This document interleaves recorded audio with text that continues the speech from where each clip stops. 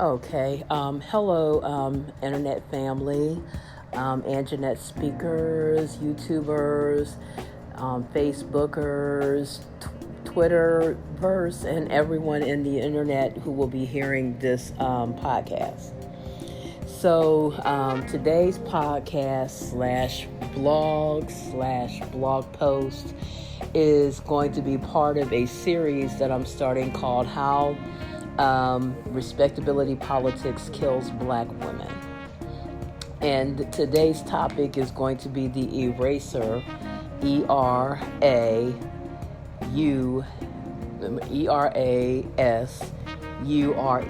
of comedian actress MoNique. Unless you have been under a rock on the internet, you probably have been hearing about how comedian actress MoNique has been discussing. She's kind of been very open here lately. So there's a series of interview clips. Which, if you watch the whole thing, it's located on YouTube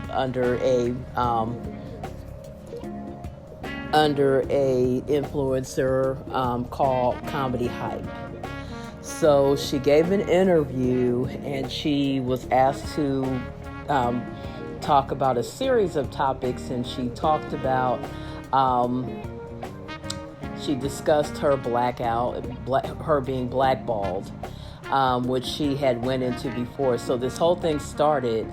She gave this interview on Comedy Hype, located on YouTube. You can just put in the search bar Comedy Hype, and you will see a series of clips where she is giving, her and her husband Sydney are giving this interview, and she's discussing many topics. So this has kind of been going on for about a year or two, and it really all started with her discussing and saying that she has been blackballed from working in Hollywood, and the blackballing goes back to, and I'm like, gosh, it goes back pretty far, but the blackballing goes back to her winning the Oscar for her role in the movie Precious, and how she was reluctant to what they call play ball, I guess, as far as promoting or campaigning for her Oscar, which she wound up winning anyway. So it tells you a little bit about how good she was. And I eventually did get to see the movie. At first, I was going through an abusive situation myself. So when I saw the ads, it kind of triggered me. So I was like, I can't see this. This is so bad. It's almost like a horror movie. But then I eventually went to go see it, and she gave 110%. She was really good in her role. I haven't really seen her in any roles where she didn't do a good job during this blackballing. And according to the reports that I read, it was director Lee Daniels who also directed Precious, that informed her that she was blackballed. And not to say that Lee Daniels can't be trusted. I don't know none of these folks, so I'm really talking as an outsider. And I really don't want to just discuss them, but I want to discuss, like I said before, the whole issue. And I've talked before. I had a post before about respectability politicking, and how it affects black women, and how it kills black women, because it really is designed. It's designed to kill us. It's designed to take us up out of here. Okay, in so many ways. Now, not necessarily a literal killing like murder or whatever, but it murders a lot of things for us. So I'm going to go ahead and give you a little bit of background on the whole subject of respectability politicking, and then I'll discuss how this whole thing relates to MoNique's latest complaints, because it's kind of, the whole situation seems like it has morphed from her talking about the blackballing and other people finally answering because I guess, she's been labeled difficult. Now, I've never worked with her. Like I said, I don't know any of these people personally, but I'm going to, give you a little bit of insight on the whole issue of difficult, with air quotes, women. And whether or not, whenever I hear a guy call a woman difficult, and I've been this way no matter what color the guy is and no matter what color the woman is, but especially when it comes to black women, because many times women are often called difficult for things that really don't make them difficult. And when I get done discussing this, you'll understand what I'm saying about that whole dynamic. So, respectability politics is a term that is meant to describe attempts by a marginalized group to police members within the group by adapting their social constructual standards to fit the standards of the mainstream society. So in this case, since we're talking about black people, the ways that we've been in the U.S. for probably about 4 or 5 centuries, and we've only been legally free or enslaved for the past 150 years. So in that time, you can imagine entire culture has, we've been brainwashed to think of ourselves in a whole lot of different ways. So in this case, the politics of respectability would be about trying to fit in with mainstream or quote white society and disassociate ourselves from anything too black or too negative in black. Okay, and so,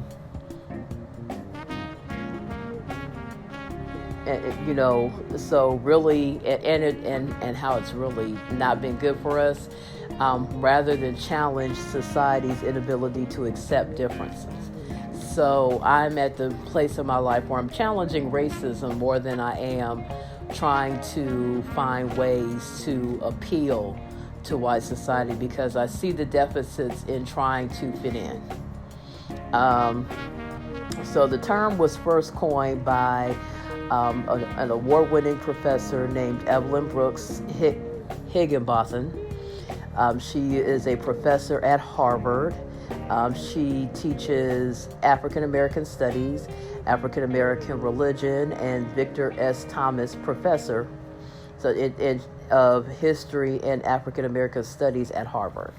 So now, the book Respectability Politicking, and the term respectability politics came from her book Righteous Discontent,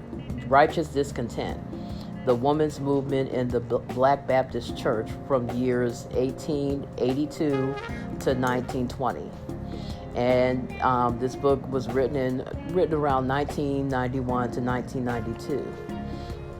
So respectability politics is practiced as a means to undermine cultural practices that aren't accepted by the mainstream society.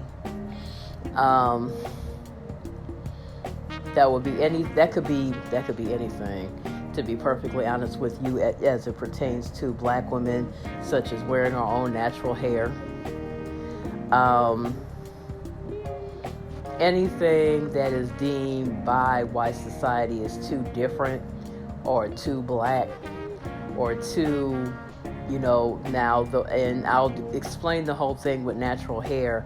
It's something else when the way your hair grows out your head has been a political statement, not once but twice.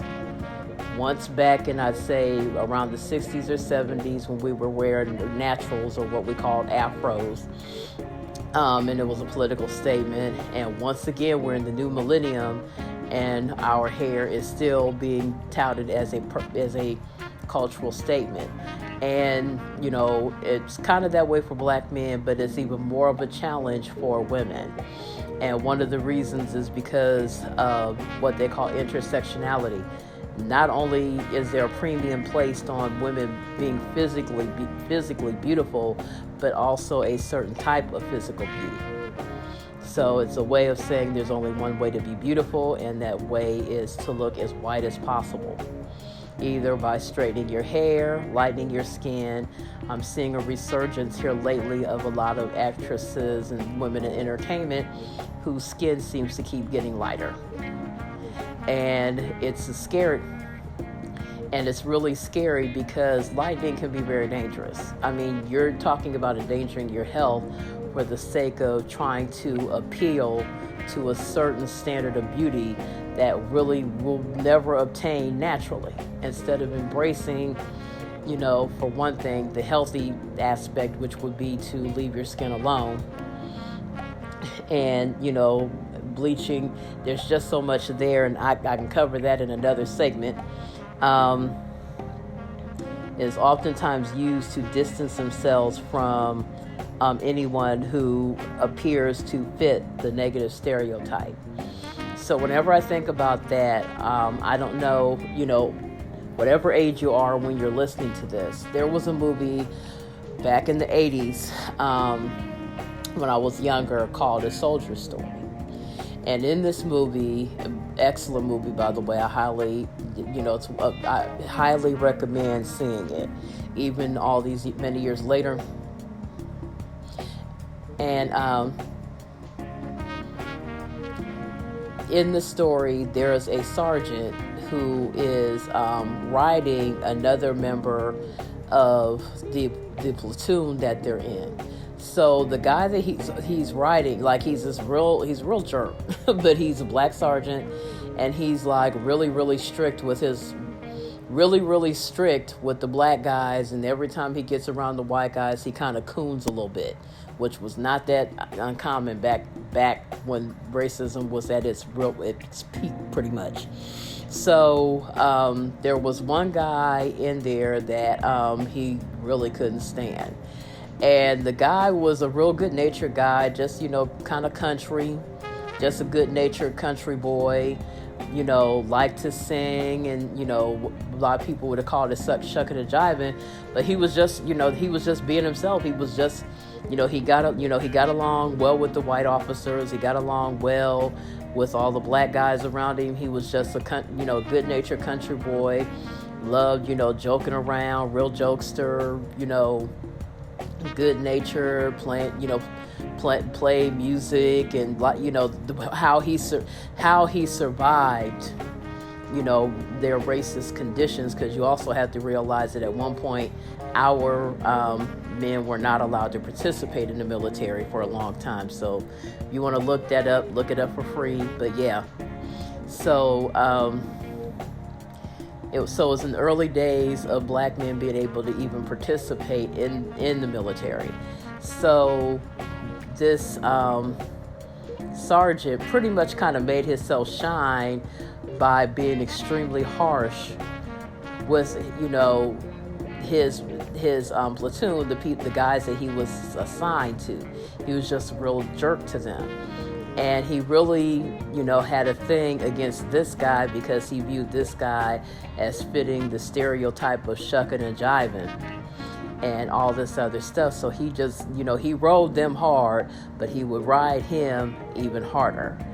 And I can't remember the entire gist of it, but he rode this guy so hard that he kind of was responsible for this guy coming up on some really hard terms. I can't remember if the guy died or what it was, trying to figure out on top of my head, but he basically was trying to distance himself from them, which is not that uncommon, unfortunately. He tried to distance himself from them to appease these white officers.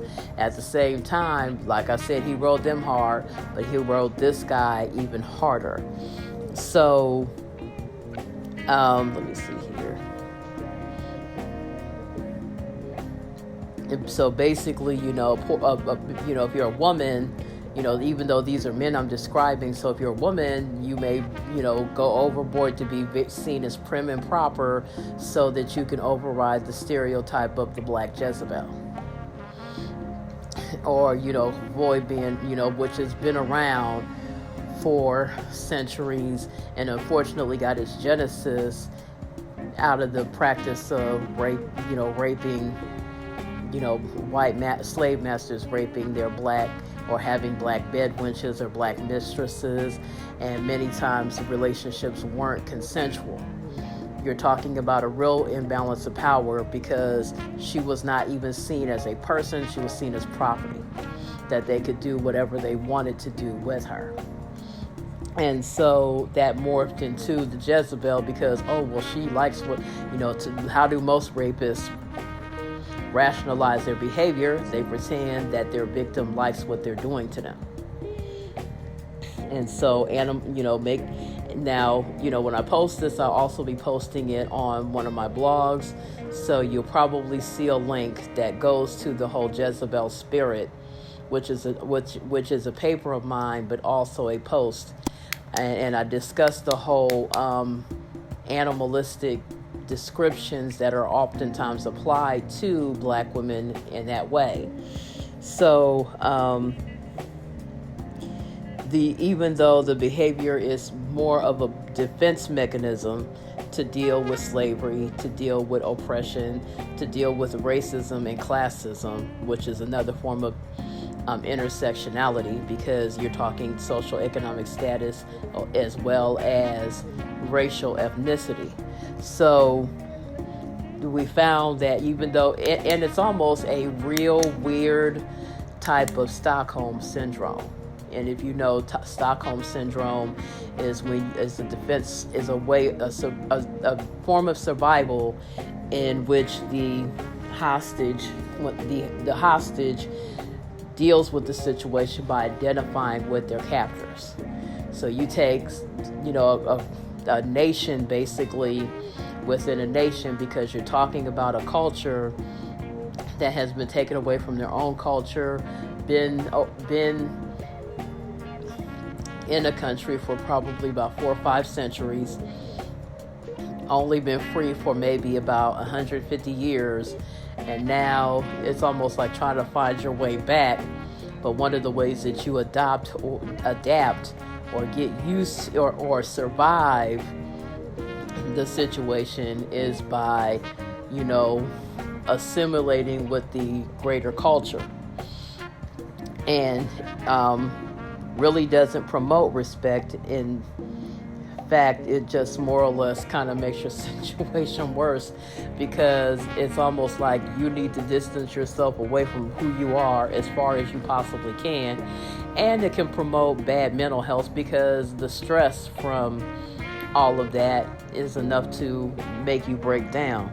The simulationist behavior is seen as a component in a high burden of mental health disease.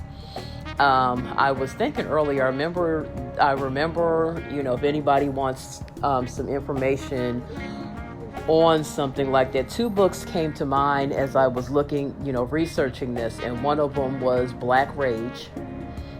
The other one was Black Like Me. So in Black Rage, they were talking about the Black Rage being an offshoot of the insanity defense.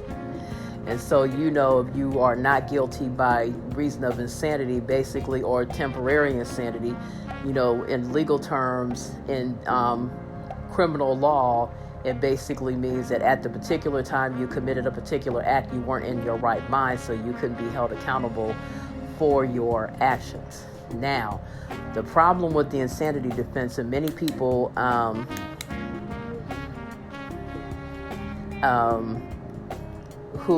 there are many people who are against this insanity defense. I'm kind of on the fence, because I can see both sides of that. I can see where the person is coming from that doesn't like it, because then it becomes something that a whole bunch of people try to do to get away with all kinds of different stuff. On the other hand, when I was doing my undergrad for psychology,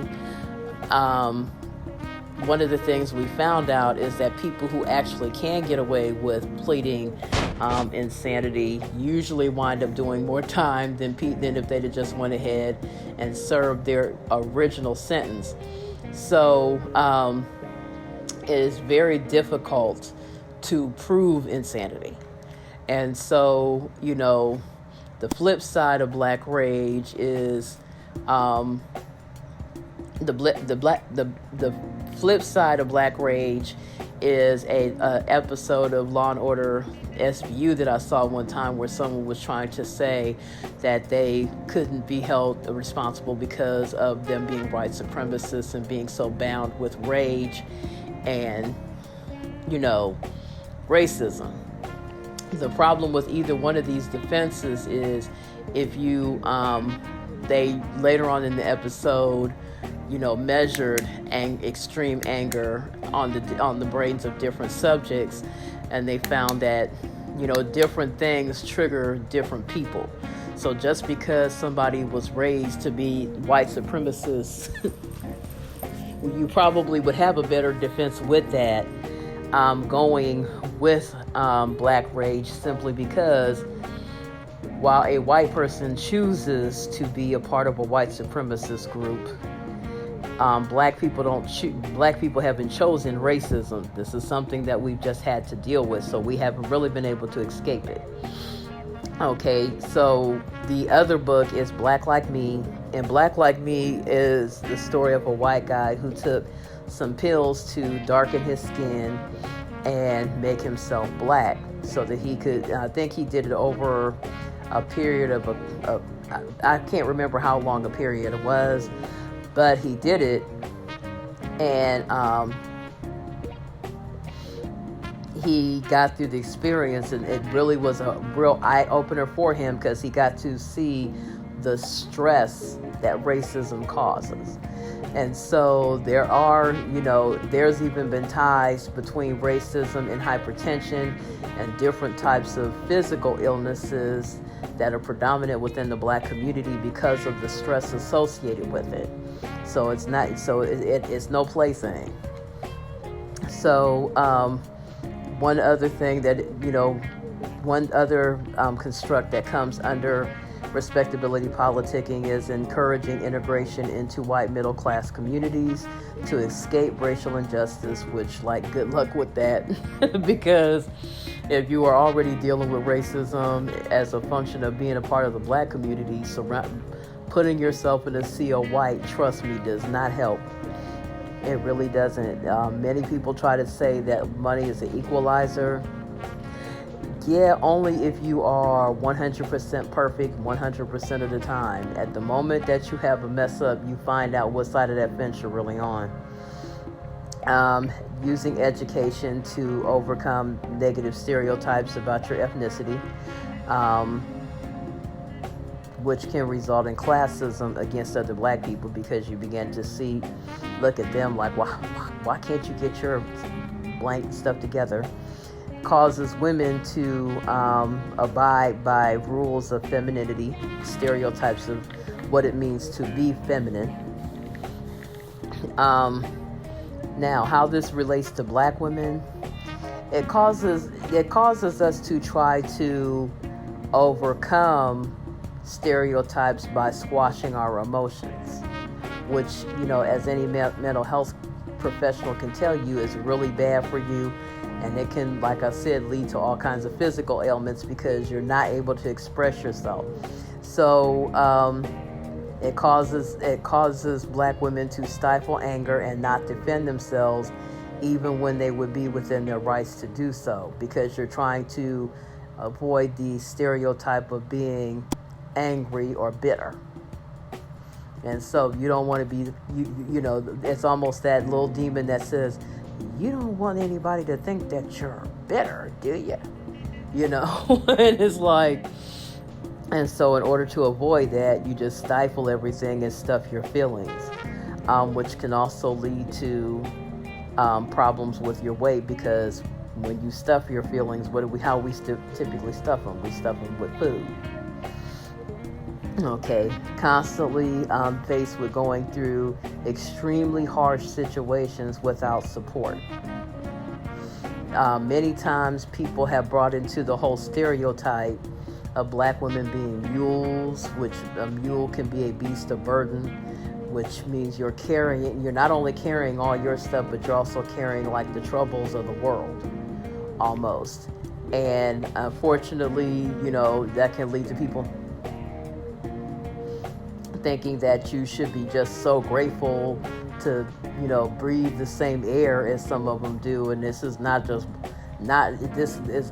a white black thing. This can also be a gender thing.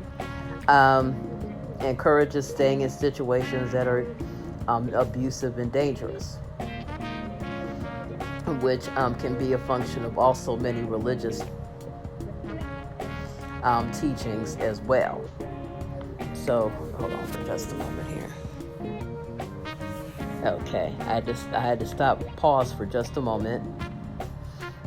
And so also having to be the representative of your race, if you're around people who are not used to being around black people, almost the pressure to be the race representative. You have to, be on your best behavior because you have to be concerned with how you represent other black people. Especially if you're in situations, which is just about every situation we go in, where you're considered to be minority, being pitted against other black women. Colorism, straight hair, good hair and bad hair, Y versus hoes, educated girl versus, what's the one negative stereotype, hood rat.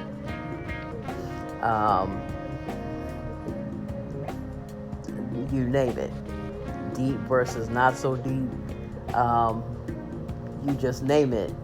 So sexualizing us. I can remember telling someone, it's almost like as a black woman, you feel like you have to have a double hymen. Like you have to have the symbol of virginity, but you also have to be so pure that it's almost, crazy. And you can be that person, and based on so many factors that have nothing to do with your sexual behavior, you still get hoified. There's somebody still trying to perpetrate that mess on you. So I discussed earlier the whole Jezebel thing, my Jezebel Spirit paper, which is also now a blog post, and the extremes of, it seems like when black women are represented anywhere, it almost seems like we only get two speeds. One is asexual or mammy, the undersexualized woman who is constantly, you never see her with a man of her own. You never see her in a relationship. She's constantly, when I think of mammy, I think about Gone with the Wind, and how Mammy was constantly looking after Scarlett, the woman who lives in the big house, and she's constantly looking after the master's kids and constantly looking out for everybody but her, taking, that self-sacrificing, always looking out for everybody but herself. She constantly comes dead last.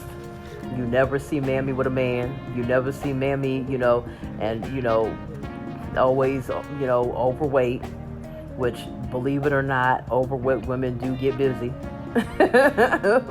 They do have men interested in them, and many of them have husbands. But that whole thing of you never see them, or you may see them represented in the sitcoms, and they never have a man, they never have a husband, and you never see their home life. Or you see the flip side, which is Jezebel, the hypersexualized black woman who is always ready, always wet, always moist, and always turned on. And typically always turned on, always available sexually, just never gets enough and all that other stuff. Now, we know most women, and especially, since we're talking black women, most women fall somewhere in between. We're more middle of the road, especially when it comes to men we are attracted to or really like a lot. And so either extreme is not a good extreme. It's not good to be the prude that never has a man, and nobody perceives a man as being desirable, or the other one where you just can't get enough and you have men constantly challenging your sexual boundaries. So let me see here. so, and so one dynamic that I, have in my notes, I talk about the natural versus straight, and how straight is, natural versus straight when it comes to hair texture. So how the straight hair texture looks put together, less threatening,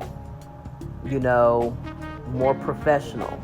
And so naturals, now this is a person that's well dressed, that, we're not talking about they just rolled out of bed and didn't do nothing with their hair. I mean, I'm talking about, if you Google unprofessional hairstyles, and I did this one day because I saw, in one of my favorite YouTube series is MTV Decoded.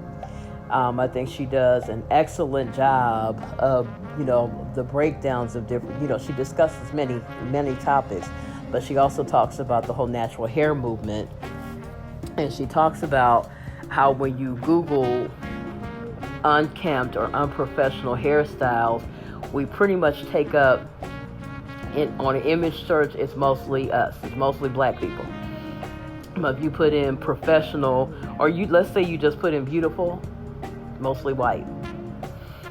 And so natural, and we're talking about, like I said, it could be clean. It just, your natural hair, your natural hair texture, the way it grows out of your head, is seen as unkempt, unprofessional, threatening, and oftentimes it can be by us black people.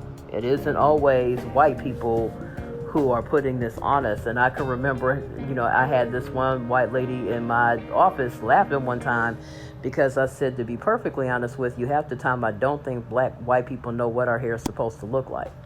But they do know if you're well kept. In other words, they know when you're put together. They know when you're hygienic, you're smelling good, you're well groomed. They know what a well groomed black person looks like. But to sit over here and spit hairs between, well, this looks better than this and blah, blah, blah. Like I tell people, be well groomed.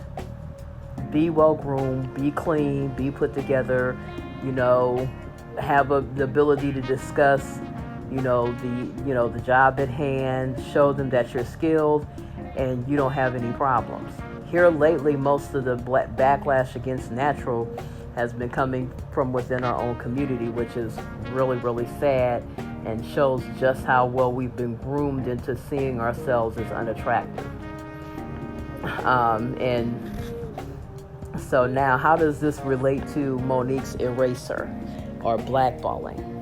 So some of the stuff that I've seen as I've been looking up and kind of researching this and getting into a little bit of more depth, there's been a few incidents that were very telling about how we feel about women who defend themselves, and especially black women who defend themselves. And it seems like the darker you are on that little paper bag, on that spectrum, the more you are seen as hostile, bitter, and butch. If you refuse to be anything but this dainty, clinging vine, you are seen as threatening, you're seen as emasculating, and it's terrible. So like I said before, with MoNique, the whole thing, the first I heard anything was about her not wanting to play ball as far as campaigning for her Oscar, which she wound up winning anyway because she gave a hell of a performance. But then there was also the thing with Netflix where, there was some discrepancies on what she was offered to do her comedy special as compared to, I think it was Dave Chappelle, what is the other one's name? Amy Schumer, and, I think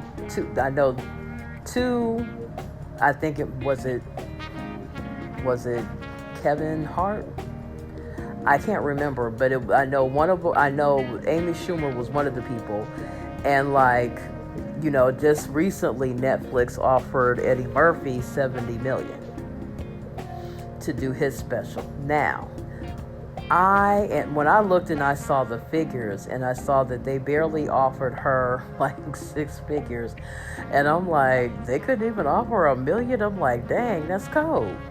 And so other people like jumped right up in there and started talking. I'm like, but still, I'm like, I don't think she's asking for anything even close to what these other guys would be getting. And I can't remember what they were offering Dave Chappelle. And I'll be honest with you, I'm not begrudging none of these men because I'm not even begrudging Eddie Murphy because, like, it's Eddie Murphy.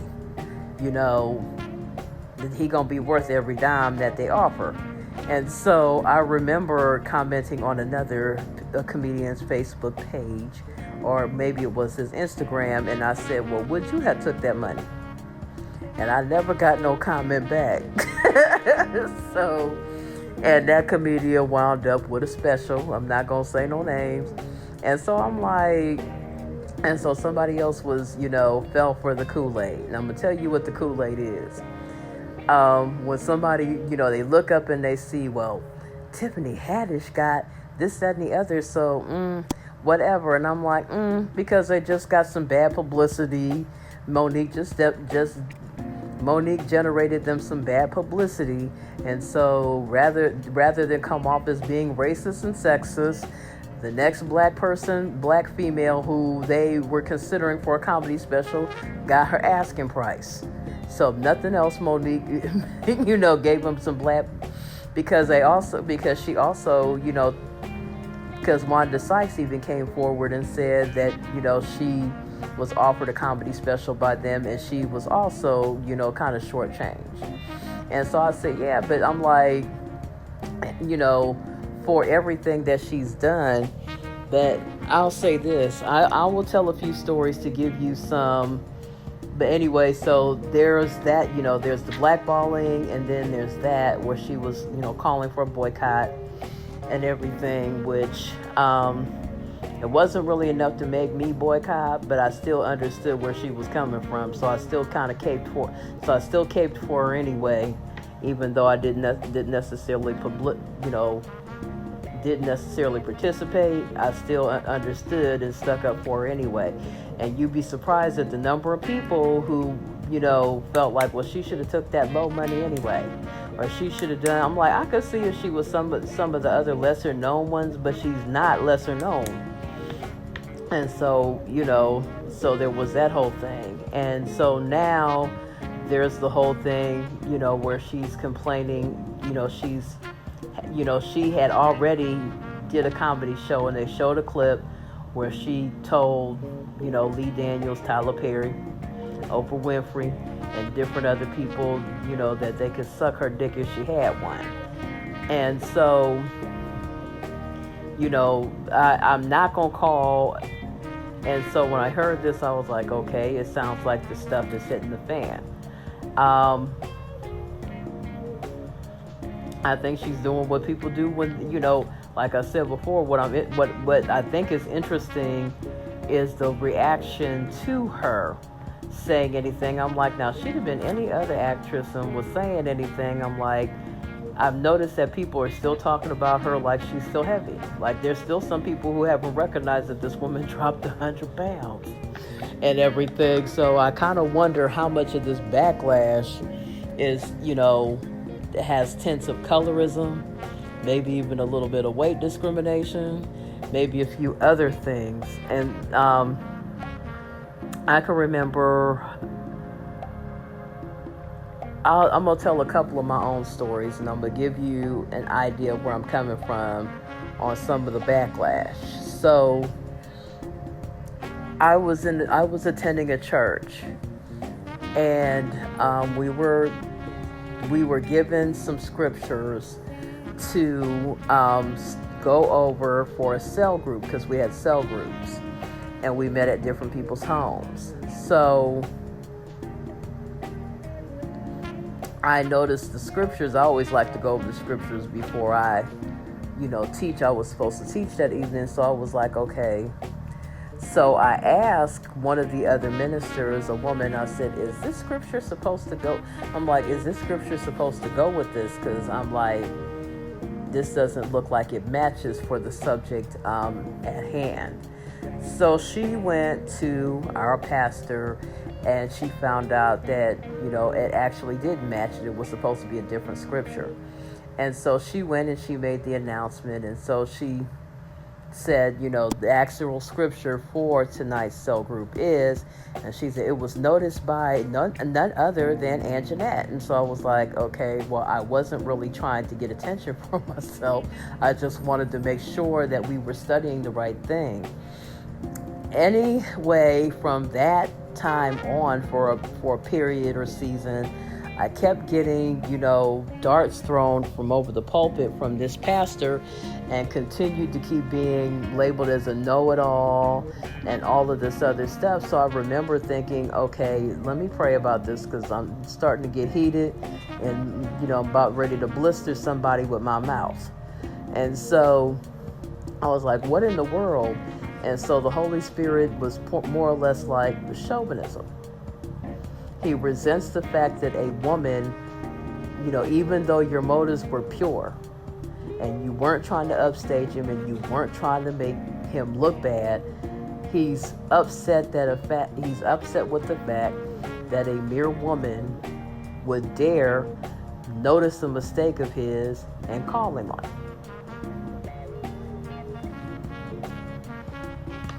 Okay.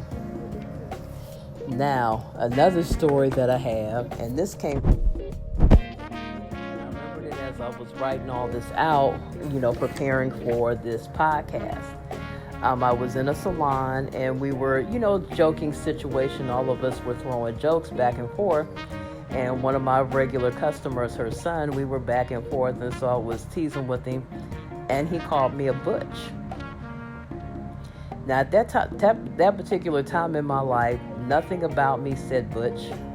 Nothing about me was mannish. Nothing about me, nothing. I was very feminine. All we did was joke around. And this was a little white kid. He felt like he had the ability to call me this. So I'm like, okay, well, first of all, you're going to mind your mouth. You don't call me that.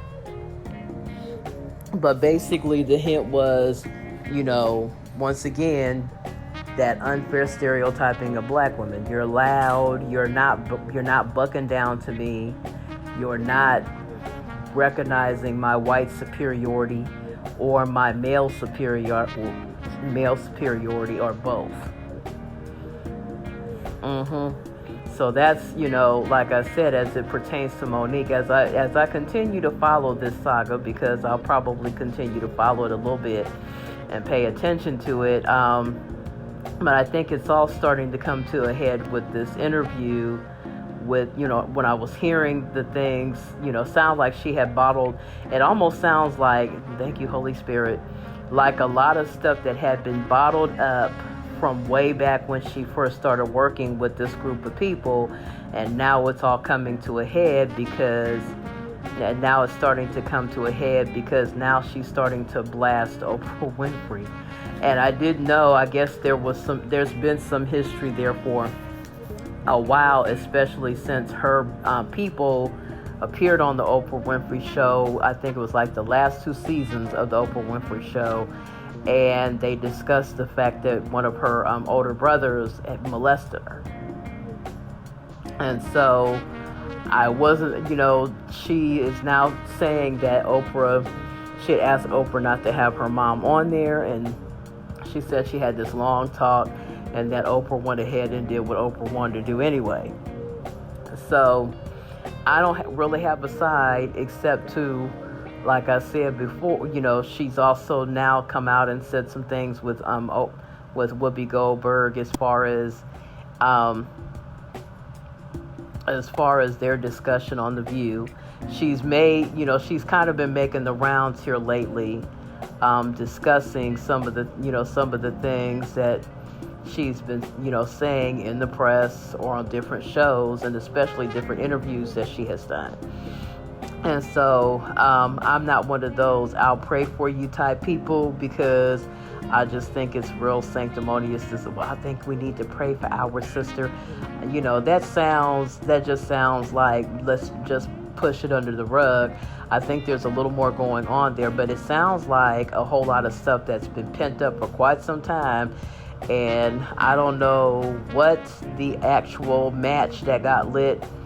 This has been building ever since she talked about being blackballed.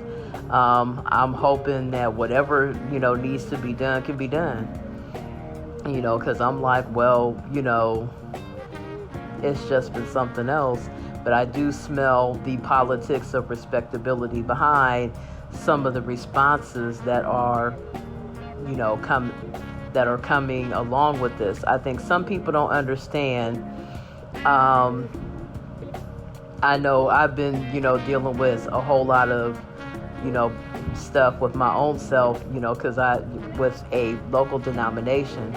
And so I don't think a whole lot of people understand the whorishness that goes on with when you put business and numbers with any industry. You can love being an actress, but once you start having to crunch numbers and talk about money, like I tell people, once you do something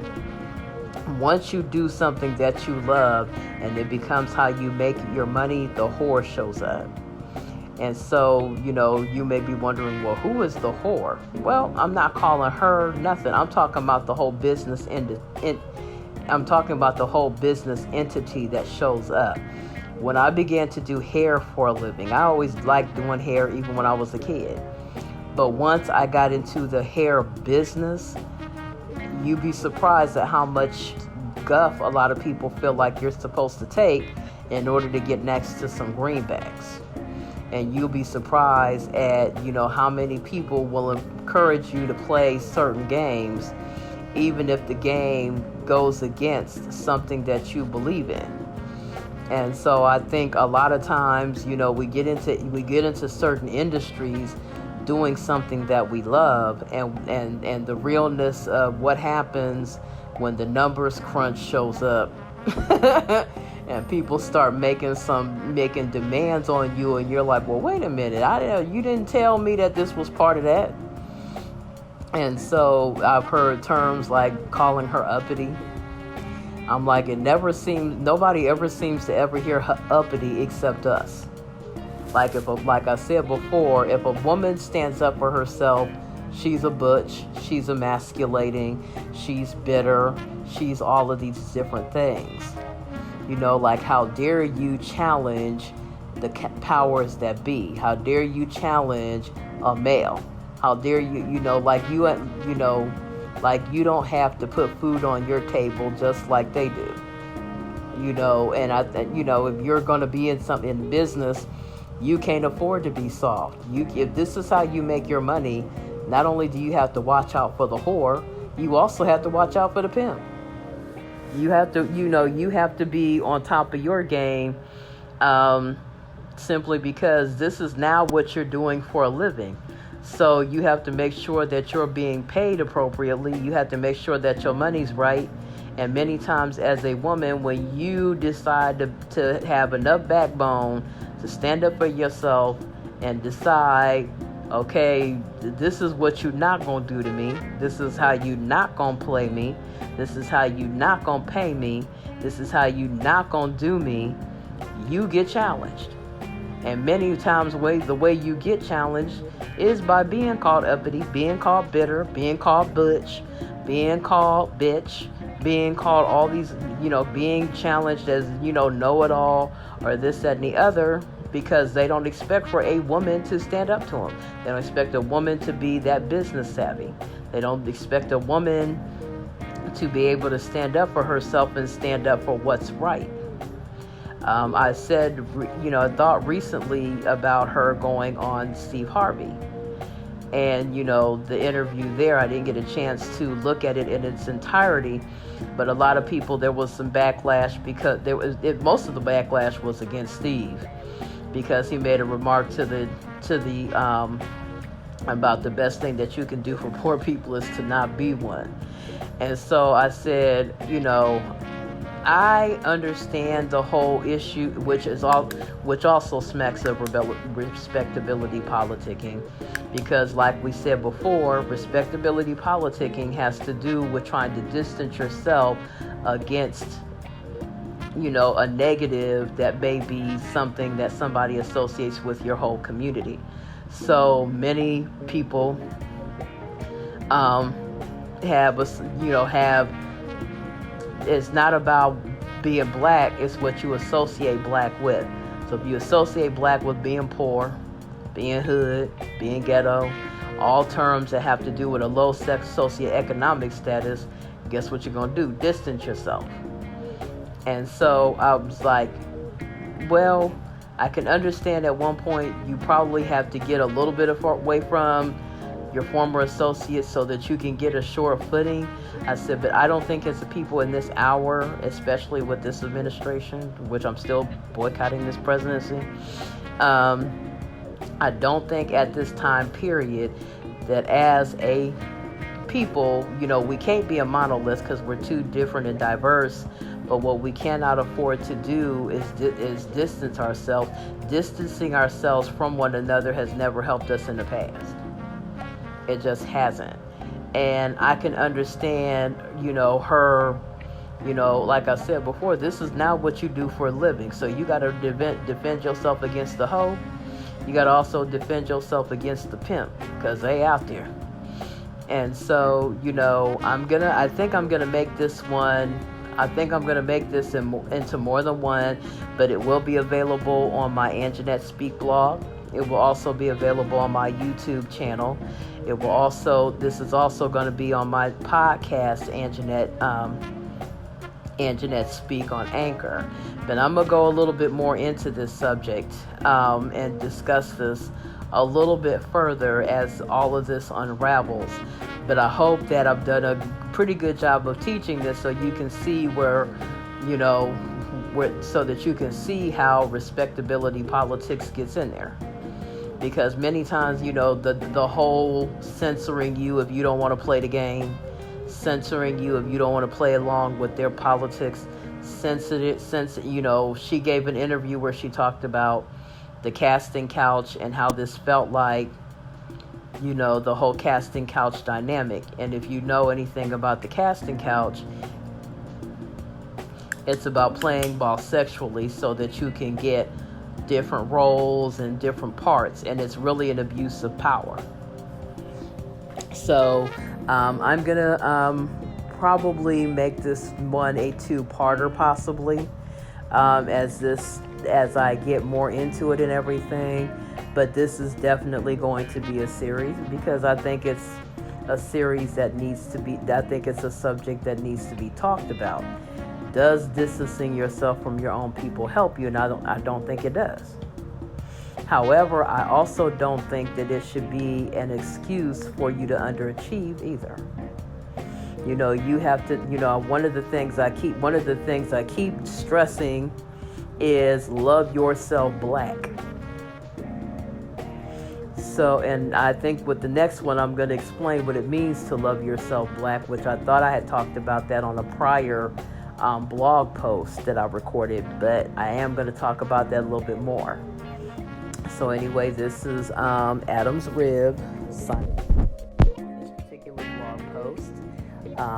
This just posted, let me see, Tuesday, August 12th.